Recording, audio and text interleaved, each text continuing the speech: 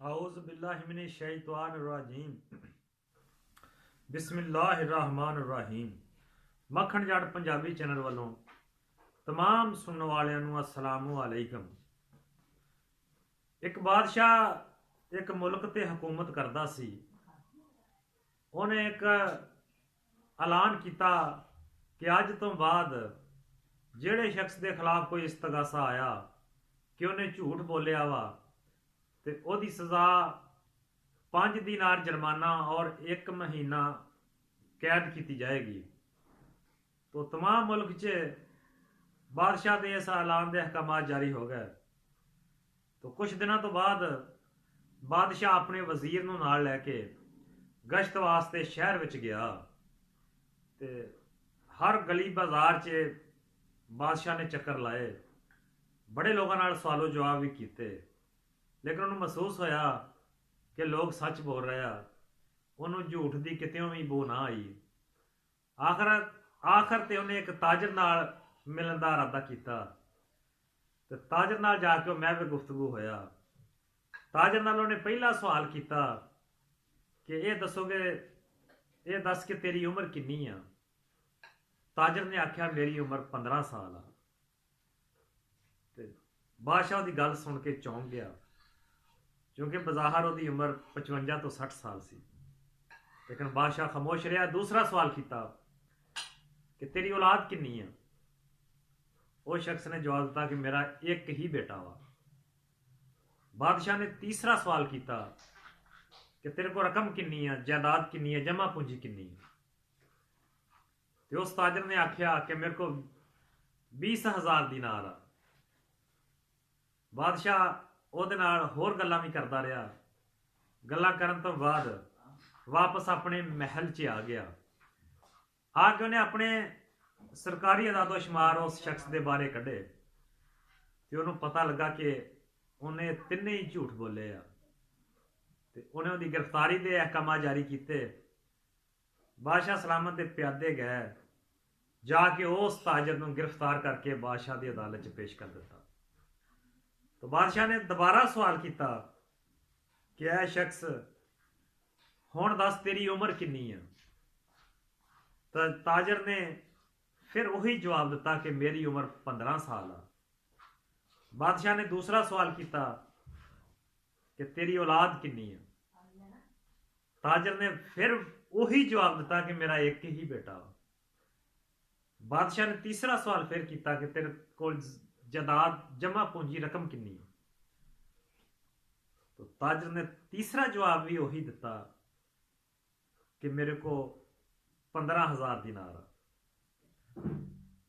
तो जो तिने जवाब सुनने तो बाद बादशाह ने अहकाम जारी करते कि चूंकि इस शख्स ने तिने ही झूठ बोले आ, चूंकि ये 5 बेटे आ, यदी उम्र 55 साल आ और ये को जमा पूंजी रकम 15,000 दीनार तो ज्यादा वा, लिहाजा कानून के मुताबिक इनू 15 दीनार जुर्माना और 3 महीने की सज़ा सुनाई जाती है।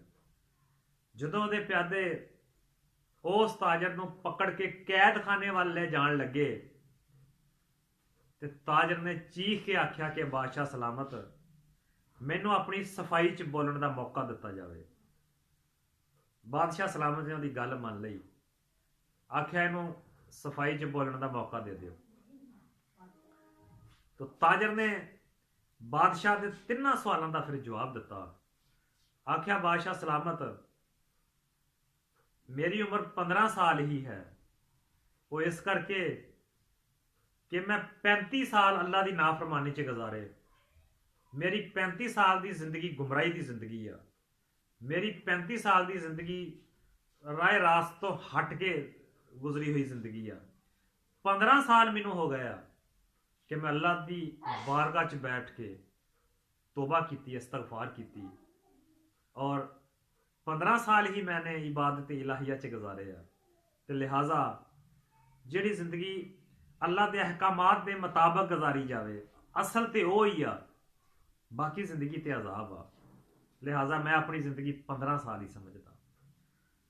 तो तेरे दूसरे सवाल का जवाब, ये कोई शक नहीं कि मेरे 5 बेटे आ। ਲੇਕਿਨ ਉਹਨਾਂ ਚੋਂ ਫਰਮਾਬਰਦਾਰ ਰਾਏ ਰਾਸਤ ਤੇ ਇੱਕ ਹੀ ਬੇਟਾ ਮੇਰਾ, ਮੈਂ ਉਸ ਨੂੰ ਹੀ ਆਪਣਾ ਬੇਟਾ ਸਮਝਦਾ। ਬਾਕੀ ਚਾਰੇ ਬਦ ਅਖਲਾਕ ਆ, ਬਾਕੀ ਚਾਰੇ ਉਹਨਾਂ ਦੀ ਜ਼ਿੰਦਗੀ ਗੁਜ਼ਾਰ ਰਹੇ ਆ, ਮੇਰੇ ਸਮਝਾਉਣ ਦੇ ਬਾਵਜੂਦ ਵੀ ਉਹ ਮੇਰੀ ਗੱਲ ਤੇ ਕਾਇਲ ਨਹੀਂ ਹੋਏ, ਲਿਹਾਜ਼ਾ ਮੈਂ ਆਪਣਾ ਇੱਕ ਹੀ ਬੇਟਾ ਸਮਝਦਾ। ਤੇਰੇ ਤੀਸਰੇ ਸਵਾਲ ਦਾ ਜਵਾਬ ਕਿ ਮੈਂ ਇੱਕ ਮਸਜਿਦ ਤਾਮੀਰ ਕਰਾਈ ਜਿੱਥੇ ਮੈਂ 15,000 ਦਿਨਾਰ ਖਰਚ ਕੀਤਾ। ਬਾਕੀ ਜਿੰਨੀ ਮੇਰੀ ਰਕਮ ਆ ਉਹ ਸਾਰੀ ਮੇਰੇ ਹੀ ਇਰਦ ਗਿਰਦ ਘੁੰਮਦੀ ਆ, ਜਿੰਨੀ ਮੇਰੀ ਜਾਇਦਾਦ ਆ ਉਹਦੇ ਨਾਲ ਮੈਂ ਆਪਣੇ ਨਫਸ ਨੂੰ ਹੀ ਤਸੱਲੀ ਦਿੰਦਾ। ਤੇ 15,000 ਦਿਨਾਰ ਜਿਹੜੇ ਮੈਂ ਅੱਲਾਹ ਦੇ ਘਰ ਤੇ ਖਰਚ ਕੀਤੇ ਆ, ਮੈਂ ਆਪਣੀ ਅਸਲ ਜਮ੍ਹਾਂ ਪੂੰਜੀ ਉਹੀ ਸਮਝਦਾ। ਮੈਂ ਸਮਝਣਾ ਉਹ ਹੀ ਮੇਰੇ ਆ, ਬਾਕੀ ਤੇ ਮੇਰੀ ਹੁਣ ਰੂਹ ਅਗਰ ਪ੍ਰਵਾਸ ਕਰ ਗਈ, ਬਾਕੀ ਸਾਰਾ ਕੁਝ ਹੀ ਕਿਸੇ ਹੋਰ ਦਾ ਵਾ, ਮੇਰੇ ਹਿੱਸੇ 'ਚ ਫਿਰ ਉਹੀ 15,000 ਦਿਨਾਰ ਹੀ ਆਉਣੇ। ਤੋ ਤਾਜਰ ਦੇ ਤਿੰਨੇ ਜਵਾਬ ਸੁਣ ਕੇ ਬਾਦਸ਼ਾਹ ਬੜਾ ਮੁਤਾਸਰ ਹੋਇਆ। ਉਹਨੇ ਫੌਰੀ ਇੱਜ਼ਤ ਨਾਲ ਉਹਨੂੰ ਆਪਣੇ ਤਖਤ ਤੇ ਬਿਠਾਇਆ ਔਰ ਜੁਰਮਾਨਾ ਵੀ ਮਾਫ ਕਰ ਦਿੱਤਾ, ਕੈਦ ਵੀ ਮਾਫ ਕਰ ਦਿੱਤੀ। ਤੇ ਹਜ਼ਰਤ ਮੁਹਤਰਮ, ਇਹ ਸਹੀ ਗੱਲ ਆ, ਅਸਲ ਰਕਮ ਜਿਹੜੀ ਅੱਲਾਹ ਦੇ ਰਸਤੇ 'ਚ ਅਸੀਂ ਖਰਚ ਕਰ ਦਿੱਤੀ ਉਹ ਹੀ ਸਾਡੀ ਆ। ਅਸਲ ਉਮਰ ਜਿਹੜੀ ਅਸੀਂ ਅੱਲਾਹ ਦੇ ਅਹਿਕਾਮਾਤ ਦੇ ਮੁਤਾਬਕ ਗੁਜ਼ਾਰੀ ਉਹ ਹੀ ਉਮਰ ਆ, ਤੇ ਅਸਲ ਔਲਾਦ ਉਹ ਹੀ ਆ ਜਿਹੜੀ ਤੁਹਾਡੇ ਕਹਿਣੇ ਕਾਰ 'ਚ।